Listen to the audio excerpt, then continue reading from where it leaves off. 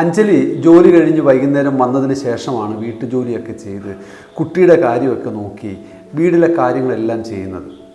പാചകം ഉൾപ്പെടെയുള്ള എല്ലാ കാര്യങ്ങളും അഞ്ജലി തന്നെയാണ് ചെയ്യുന്നത്. അഞ്ജലിയുടെ ഹസ്ബൻഡ് മനു വർക്ക് ഫ്രം ഹോമാണ്. അഞ്ജലി വന്നു കഴിയുമ്പോഴും പോകുമ്പോഴും ഒക്കെ മനു ലാപ്ടോപ്പിൻ്റെ മുന്നിലും മൊബൈലിൻ്റെ മുന്നിലുമൊക്കെയാണ്. അഞ്ജലി ഒരു പരാതിയും പറയാതെ, ഇന്നേ വരെ ഒരു പരാതിയും പറയാതെയാണ് എല്ലാ കാര്യങ്ങളും ചെയ്തു പോകുന്നത്. എന്നാലും അഞ്ജലിയുടെ ഉള്ളിലൊരു ചിന്തയുണ്ട്, എന്നെ ആരും ഹെൽപ്പ് ചെയ്യുന്നില്ലല്ലോ, ഞാൻ ഒറ്റയ്ക്കാണല്ലോ ഇതൊക്കെ ചെയ്യുന്നത്. അങ്ങനെ ഇരിക്കുമ്പോൾ ഒരിക്കൽ അഞ്ജലിക്ക് ചെറിയൊരു വയ്യാഴിക വന്നു. അപ്പോൾ അഞ്ജലി ഒരു ചായ ഉണ്ടാക്കാൻ മനുവിനോട് പറഞ്ഞു. മനു അത് വിട്ടുപോയി, മറന്നുപോയി.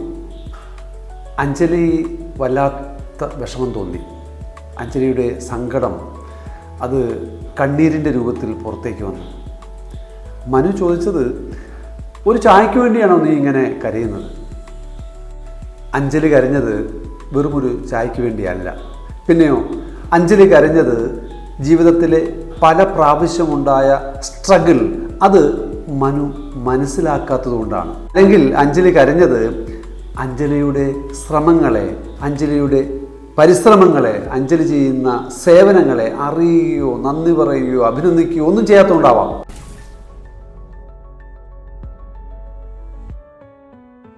ശക്തമായ വിവാഹബന്ധം നിലനിർത്താനും അവ സൃഷ്ടിക്കാനും ഒക്കെ ഉതകുന്ന വീഡിയോ പരമ്പരയിലെ 22ാമത് വീഡിയോ ആണ് നമ്മൾ ഇന്ന് ചെയ്യുന്നത്.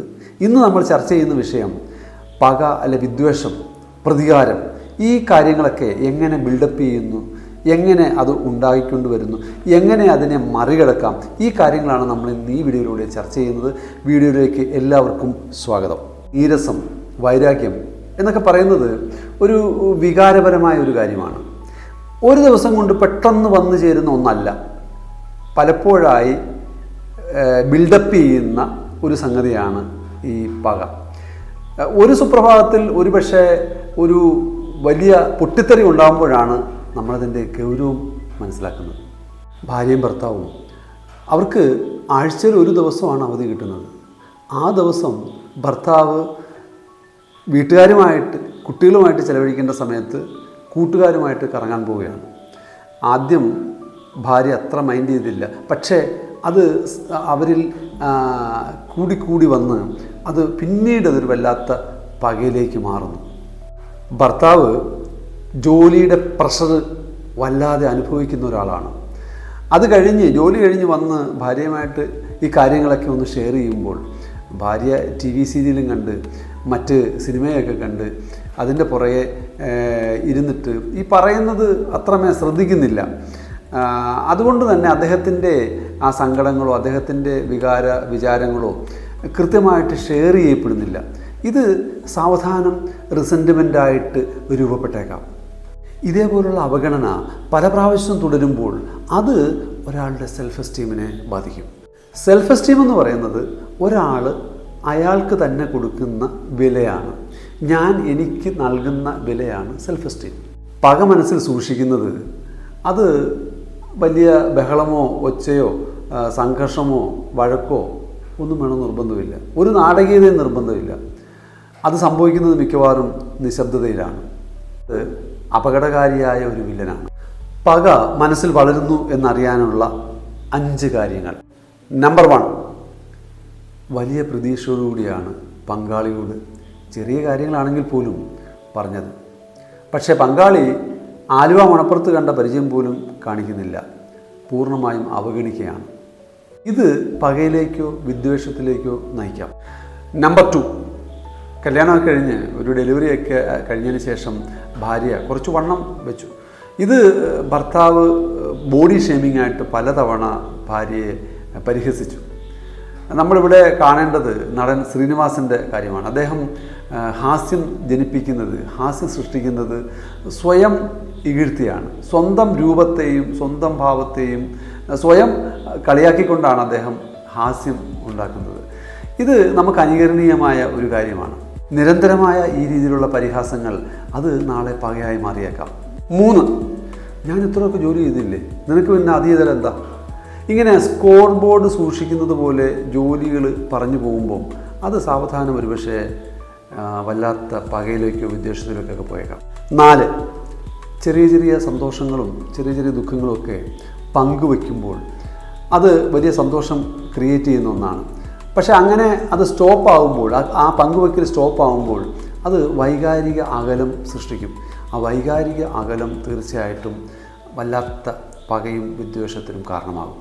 5, പഴയ സംഘർഷങ്ങൾ ഓർക്കുക. പരിഹരിച്ചതും പരിഹരിക്കപ്പെടാത്തതുമായ പല പ്രശ്നങ്ങളും അവയെ ഓർത്തെടുത്ത് വീണ്ടും വീണ്ടും പ്രശ്നങ്ങളിലേക്ക് പോവുക. എത്ര പറഞ്ഞിട്ടും ഒരു രക്ഷയില്ല, നന്നാവില്ല. ഇങ്ങനെയാണ് നിങ്ങൾ നിങ്ങളുടെ പങ്കാളിയെപ്പറ്റി ചിന്തിക്കുന്നതെങ്കിൽ അതൊരു അപകടകരമായ സൂചനയാണ്. മിക്കവാറുമുള്ള പകയും വിദ്വേഷവും ഒക്കെ പങ്കാളിയുടെ പ്രവൃത്തി കൊണ്ട് തന്നെ ആകണമെന്ന് നിർബന്ധമില്ല. ഒരു വ്യക്തി അയാളുടെ സബലീകരിക്കപ്പെടാത്ത ആഗ്രഹങ്ങൾ, അയാൾക്കുണ്ടായ തിക്താനുഭവങ്ങൾ, അയാളുടെ ജീവിതത്തിലുണ്ടാകുന്ന മറ്റനുഭവങ്ങൾ, ഇതിൻ്റെയൊക്കെ പരിണിത ഫലമാകാം അയാളുടെ ഈ പറയുന്ന നീരസവും പകയുമൊക്കെ. നിങ്ങൾ ഒരു ബാഗ് തോളിലിട്ടുണ്ടെന്ന് സങ്കല്പിക്കുക. നിങ്ങൾക്കുണ്ടാകുന്ന തിക്താനുഭവങ്ങൾ, നിങ്ങളുടെ സഫലീകരിക്കപ്പെടാത്ത ആഗ്രഹങ്ങൾ, നിങ്ങൾക്കുണ്ടാകുന്ന മോശമായ അനുഭവങ്ങൾ, ഇവയ്ക്കെല്ലാം ഓരോ കല്ല് ഈ ബാഗിൽ ഇടുന്നതായിട്ട് സങ്കല്പിക്കുക. 1 or 2 കല്ലൊക്കെ നിങ്ങൾക്ക് അഫോർഡബിളാണ്, നിങ്ങൾക്ക് താങ്ങാൻ പറ്റും. പക്ഷേ ധാരാളം കല്ലുകൾ വന്ന് നിറഞ്ഞ് കവിഞ്ഞാൽ, ഓരോ ദിവസവും വന്ന് കൂടിക്കൊണ്ടിരുന്നാൽ നിങ്ങളുടെ ആരോഗ്യം ക്ഷയിക്കും, നിങ്ങൾക്കത് താങ്ങാൻ പറ്റില്ല. ഇതേപോലെ തന്നെയാണ് പകയും വിദ്വേഷവും. നമ്മൾക്ക് എങ്ങനെ ഇതിനെ മറികടക്കാം, എങ്ങനെ നമുക്ക് സ്റ്റോപ്പ് ചെയ്യാം? സ്റ്റോപ്പ് ചെയ്യുന്നതിന് വേണ്ടി നമ്മളൊരു സ്റ്റോപ്പ് ടെക്നിക്ക് ആണ് ഉപയോഗിക്കുന്നത്. എസ് എന്ന് പറയുന്നത് സ്പീക്ക് ഏർലി. പൊട്ടിത്തെറി ഉണ്ടാകുന്നവരെ കാത്തിരിക്കേണ്ട, എത്രയും പെട്ടെന്ന് തന്നെ പ്രശ്നം തുറന്നു പറയും. ടി എന്ന് പറയുന്നത് talk about needs, not blame.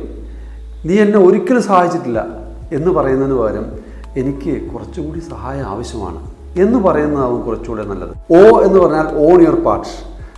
പങ്കാളിക്ക് നമ്മുടെ കാര്യങ്ങൾ ഗ്രഹിച്ചെടുക്കാൻ ഒന്നുള്ള കഴിവുള്ളവരല്ല. അപ്പോൾ അതുകൊണ്ട് നമുക്ക് എന്തെങ്കിലും കാര്യമുണ്ടെങ്കിൽ എന്ത് ചെയ്യണം, പറയണം, അത്രേ ഉള്ളൂ. പി എന്ന് ഉദ്ദേശിക്കുന്നത് പോസ് ആൻഡ് റിഫ്ലക്റ്റ്. എനിക്കെന്താ വേണ്ടത് അത് തുറന്നു പറയുക. ഈ വീഡിയോ കണ്ടുകൊണ്ടിരിക്കുന്ന പങ്കാളികളായ വ്യൂവേഴ്സ്, നിങ്ങൾക്ക് തോന്നുവാണ് ഞാൻ ഒത്തിരി നീരസം ഉള്ളിൽ സൂക്ഷിക്കുന്ന ആളാണ് എങ്കിൽ ഒട്ടും വിഷമിക്കേണ്ട, നിങ്ങൾക്ക് തുറന്നു പറയാം, നിങ്ങൾക്ക് സത്യസന്ധമായി പറയാം.